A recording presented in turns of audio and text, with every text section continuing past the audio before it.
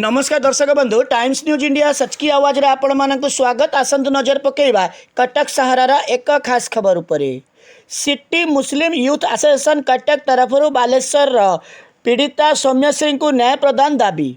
आज ही कटक अग्रणी सामाजिक अनुष्ठान सिटी मुस्लिम यूथ एसोसिएशन पक्षर बालेश्वर एफएम कॉलेज रे पीड़िता सौम्यश्री बिसी को न्याय प्रदान दाबी रे कटक बक्सी बजार स्थित बक्सी जगबंधु प्रतिमूर्ति सम्मुख में एक शांतिपूर्ण विक्षोभ प्रदर्शन करा जायतिला।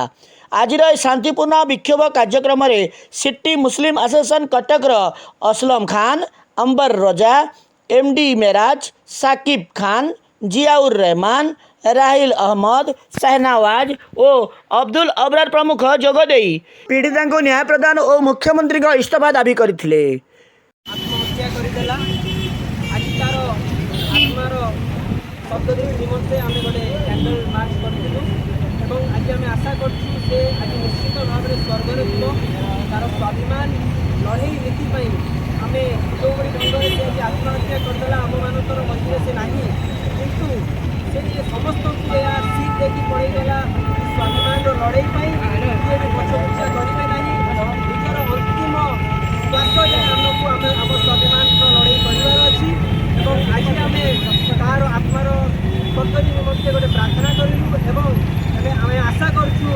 सरकार सामने जुडिशियरी सामने से आमर ओडिशार लड़ुआ झील सौम्यश्री बिसी को सठिक ढंग से न्याय मिलू और किए भी आरोपी अच्छा Cuttack city Mirza Rizwan Baig, Times News India सच की आवाज। नमस्कार।